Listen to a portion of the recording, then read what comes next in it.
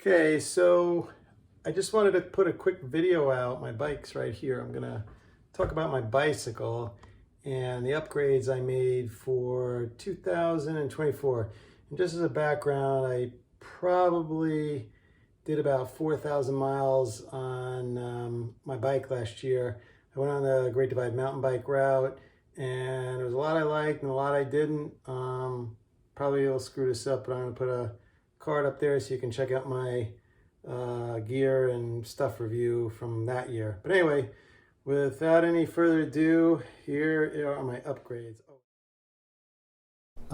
This year I'm shooting for about 3,000 miles across Europe. I'm going to start in Amsterdam, go down to Zurich, and hopefully go through the Alps and then a little north up through Vienna, Budapest, and if I am allowed to stay out and I make it, maybe go out towards Istanbul and the Black Sea. But videos will come starting July 2nd or something like that. So anyway, right now I just want to go through the bike, and if anyone watches my channel ever, I don't really know a lot about bikes, so I'm probably going to miss a lot of important stuff, but I'll give it a shot. So here goes.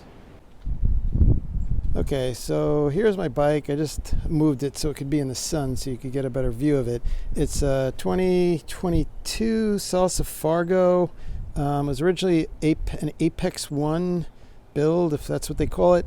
So I took this again on the Great Divide mountain bike route last year. I love this bike. I have actually a very expensive Moots titanium bike, and I don't ride it. I just ride this one because it's more comfortable. Anyway, so I can't recommend it enough.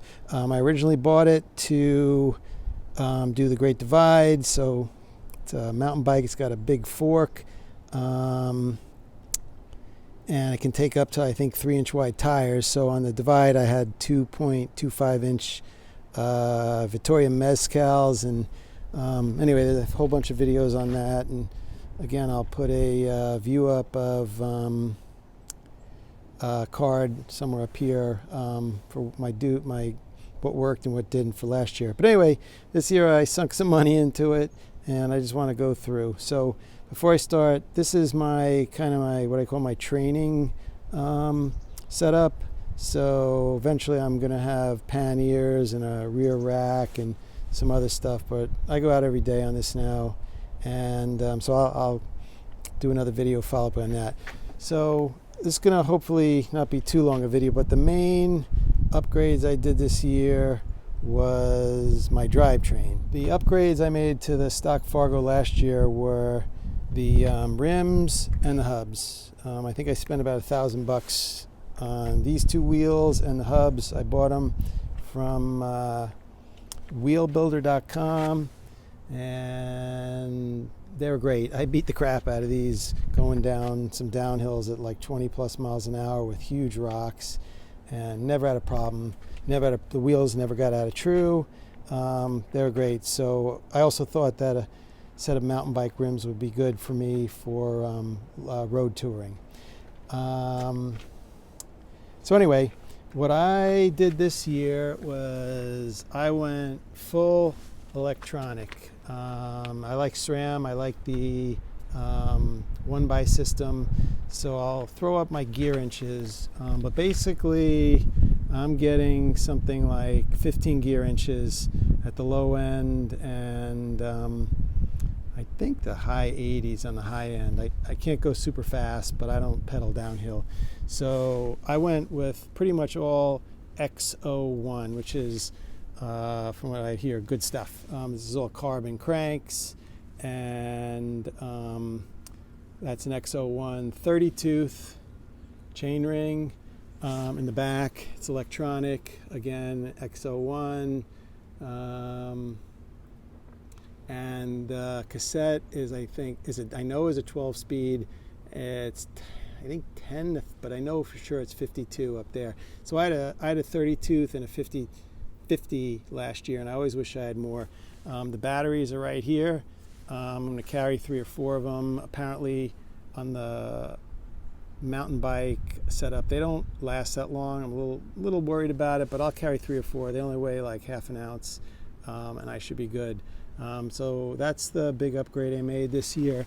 The other thing I did was, and you can't really see it, but I kind of cannibalized my moots. This is probably a $400 Envy gravel bar.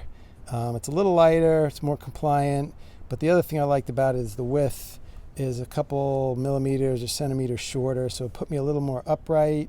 And for me, I tend to stay on the bike as long as it's comfortable. I never really get tired, but as long as it's comfortable, I stay on the bike. So that's an upgrade. And then the other thing I did was I took, and you can't really see it here, but I took the titanium stem off the moots and put it on as well. Again, I think I get a little compliance, but I just did it mostly because it was going to get me in a more upright position. So those are the real upgrades I made this year. I'll do a bigger video later on, and I'll go through the whole bike when I have my panniers and everything set up. But I can't say enough great things about this bike. I love this bike, and I highly recommend it to anybody going on a divide or even on a road tour. I mean, I'll let you know how it goes when I'm actually touring. I'm going to go on, I think I'm starting on what they call the Eurovelo 15. It goes south out of Amsterdam, and then I'll go through the Alps and west over, eventually up the Eurovelo 6, which I think is the Danube, which goes out east again towards the Black Sea. So we'll see. But yeah, I can't say enough good things about this bike. That's my trusty Brooks saddle, which I love. And sorry for going over this so quick, but I just wanted to make a quick video. I will do a full video when I have it set up in touring mode. So thanks for watching.